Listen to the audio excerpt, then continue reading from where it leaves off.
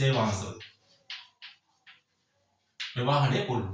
ඒ මොකද ප්‍රවාහනයේ පුළුල් වෙන්නේ දැන් නිෂ්පාදනය වෙන්නේ දැන් ජනගහනය ව්‍යාප්ත වෙනවනේ. ව්‍යාප්ත වෙනකොට කරන්න ඕන නිෂ්පාදන ප්‍රමාණය වැඩි වෙනවා.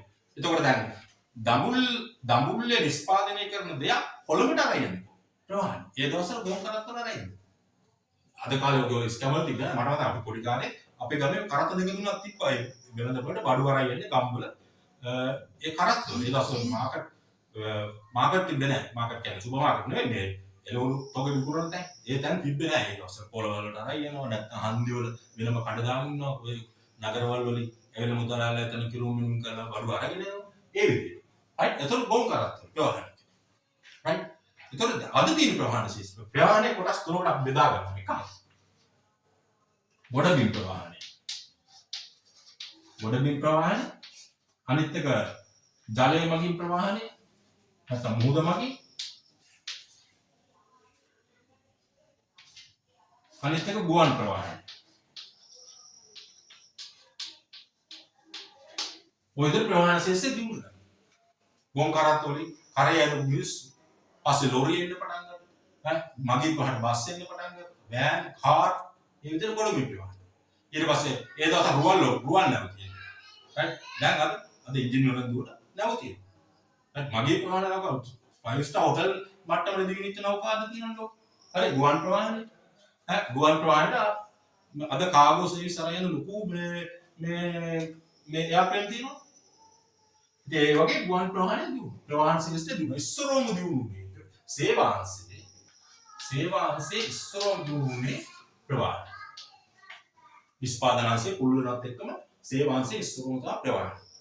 ඊට පස්සේ දැන් ඊළඟ ප්‍රශ්නයක් මතුවෙනවා මොකද්ද? දැන් වෙළඳපළ දැන් ප්‍රවාහනය මේ විතර දියුණු වුණාට මේ දැන් මෙහි ගමේ කොළඹ ඉන්න එක්කෙනෙක් ගමෙන් බඩු අරන් යනවා නැත්නම් ගමේ ඉන්න එක්කෙනෙක් කොළඹ ඉඳලා බඩු ගෙන්න ගන්නවා නම් කොච්චරක්ද ඕනේ කියලා කියන්න බෑ. කියාගන්න ක්‍රමයක්. right? මොකද මේ වෙළඳපොලේ අවශ්‍යතාවය දිනින් දින වෙනස් වෙනවා. ඒතර ඒ අවශ්‍යතාවය ඒගොල්ලන්ට කමියුනිකේට් කරන්න කියන්නේ.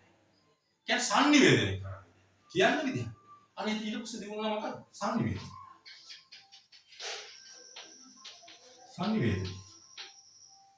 සංනිවේදනය කමියුනිකේෂන්. right? අපි මතක අපි පොඩි කාලේ මේ ඔය සංනිවේදන රැහන් දුරකථන රැහන් අදලා තිබුණා. අදටත් සමහර තැන්වල තියෙනවා. ඒතකොට ඕනනම් ඔය රේල්වේ ස්ටේෂන් වලට එහෙම ගියොත් පොඩ්ඩක් බලා ගන්න පුළුවන්. ඔය පරණ අර බිම්මල් වගේ හරි කරලා විදුලි රැහන් මොකද මේ දුරකථන රැහන් පද්ධතිය අදලා තිබුණා. සමහර තැන්වල අද නම් ඊට වඩා තාක්ෂණ දියුණු නිසා ඒවා නැති වෙන්නත් පුළුවන්. සමහර තැන්වල තියෙන්නත් පුළුවන්. ඒතර සංනිවේදනය දියුණු. මොකද මෙහෙ ටක් ගාලා කෝල් කරලා කිව්වොත් මෙච්චරයි අද ඕඩර් එක මෙච්චර පටවගෙන ඉන්න. නැත්නම් මේ කියන්නේ අවශ්‍ය නැති දේවල් පටවගෙන ඉන්න පුළුවන්. අවශ්‍ය ප්‍රමාණයට වඩා වැඩියෙන් පටවගෙන ඉන්න පුළුවන්. ඒතර අවශ්‍යතාවයට කමියුනිකේෂන් එක දියුණු.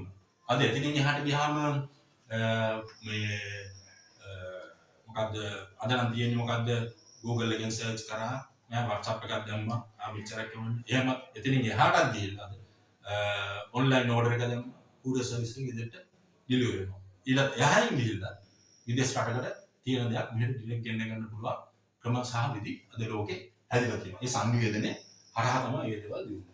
ඊට පස්සේ දියුණුනා මොකද්ද? විදුලි බලය, මෙසේවා, විදුලි බලය, ජල සම්පාදනය,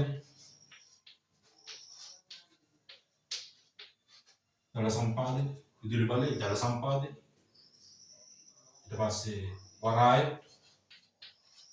ගුවන් තොටුපළ, බැංකු,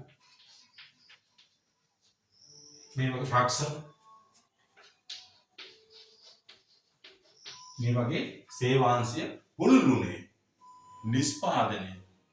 නිෂ්පාදනය කරන අවස්ථාවේ ඉඳලා පාරිභෝගිකයා තුළට යනකම් අවශ්‍ය පහසුකම් සපයන්න තමයි සේවාංශය මේ විදිහට